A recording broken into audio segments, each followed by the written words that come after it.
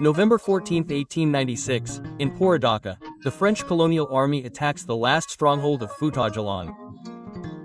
Since dawn, Captain Muller's troops have surrounded the village. Opposite, a weak, poorly equipped resistance. A few men from Almamy Boubacar Biro and a few soldiers from Samori Touré are retreating. That's all that remains. The shooting starts at the end of the morning. The French advance quickly. They burn the huts, shoot at everything that moves. The defenders fall one after the other. Amidst the smoke, Boubacar Biro tries to get out. He is hit by a bullet and then finished off. His body is abandoned there. The village is taken. The French army no longer encounters any resistance. That day, Fouta-Djallon ceases to be an independent kingdom. But the Battle of Poré is only the culmination of a long collapse. A collapse born of rivalries between brothers, political divisions, internal betrayals, and the rise of colonialism. This is the story of Almamy Boubacar Biro, the last great Almamy of Fouta-Djallon. Fouta-Djallon, perched in the heights of what is now called Guinea, was not a territory like any other. In the 19th century, it was a vibrant, structuring kingdom, forged by war, faith, and a social organization unprecedented on the continent.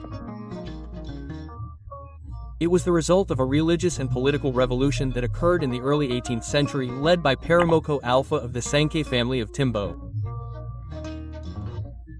In the face of the chaos caused by the slave trade, 12 Marabo and 10 Mendingu Marabo overthrew the pagan authorities and imposed an Islamic theocracy. Fouta thus became a Muslim confederation divided into 9 provinces called Diu. Timbo, chosen as the political capital, housed the supreme Almanami. Fugumba, the holy city par excellence, remained the place of coronation.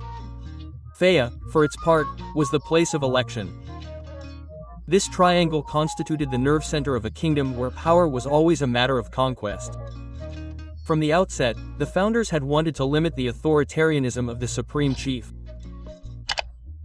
In 1776, the descendants of Karamoko Alpha, the Al-Faya, and those of Ibrahim Asori the Great, the Soria, decided to establish an alternation at the top of power.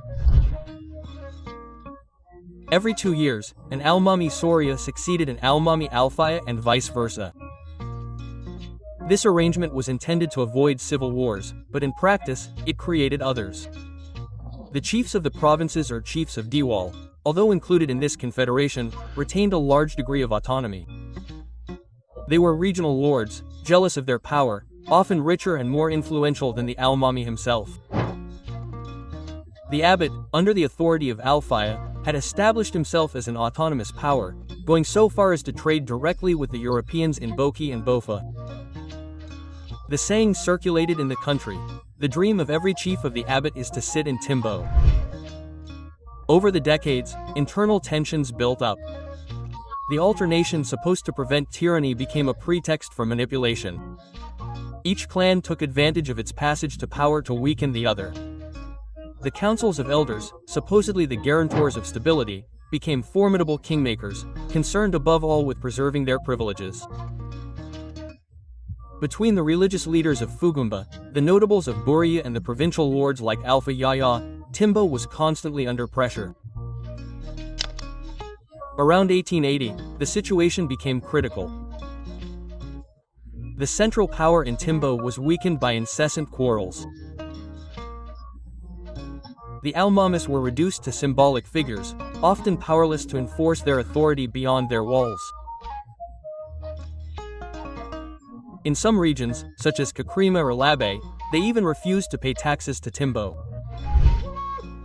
Beyond internal tensions, an external threat was emerging.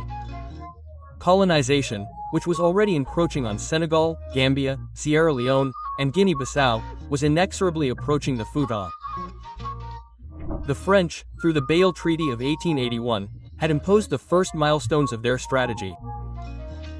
In return for an annual rent of 10,000 francs, they had obtained access to certain rivers in the south from the then ruler. But for the Almamis, this was just a simple commercial agreement. They had not yet imagined that this document would be interpreted as an act of submission. This historical misunderstanding would be brilliantly exploited by the French colonial administration. In 1885, the Flat Mission unilaterally suspended the payment of rents, forcing the Germans to turn to the English. Fouta became a territory disputed by the European powers, each exploiting internal rivalries. In this context of political disintegration, one figure began to emerge. Boubacar Biro, son of Almamy Umar and Diario, a woman of Jalank origin. A respected warrior and silent strategist, he embodied a new generation, but he was not yet in power. In the late 1880s, Fouta was not ready to give way to force. It continued to be governed by the elders, by compromises, and by the illusion of fragile harmony. It was in this precariously balanced world that a fratricidal war would soon break out, a war between two brothers, but above all between two visions of Fouta. That of a kingdom in agony, subject to compromise, and that of a man who, through ambition, will try to restore the lost strength of the central government. Before the first bullet is fired, the entire country is a field of invisible tension. An alliance is about to break, a kingdom to crack, and a man to take his destiny into his own hands.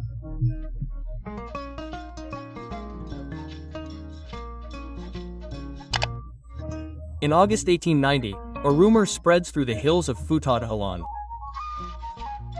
The Almamy Ibrahim Sori of the Soria party has died in his residence in Donald Fella. For 2 years, he had waited to return to power according to the principle of alternation. His death upsets the precarious balance of the kingdom. The succession promises to be stormy because this time the problem is not between the two rival parties of Fouta, the Soria and the Alpha, but within Kansoria itself. Two brothers want the throne. Two sons of the Almamy are, the eldest Alpha Mamadou Pate, supported by the Council of Elders, and his younger Barbarat, the ambitious warrior and impetuous strategist. The first went to Sokotoro, the second to Tiatio. They were separated only by a few valleys, but the gap between them was vast. Mamadou Pate had seniority and alliances on his side. Alpha Yahya of Labe had given him his sister in marriage. The Council of Elders, jealous of its prerogatives, supported him because he embodied an accommodating power. The provincial chiefs considered him easy to handle. Boubacar inspired fear in him. He was a warrior. He fought alongside his father, Almamy Umar, in all the battles of Fouta. His courage was legendary. He wanted to reform, he wanted to centralize, he wanted to break with compromise. The young people followed him. In the streets of Timbo, the boys sang his name. The old people prayed but Becker would win. On the very day of Ibrahim Mori's death, the tabala drums of power echoed across the country. All the notables went to Timbo for the burial.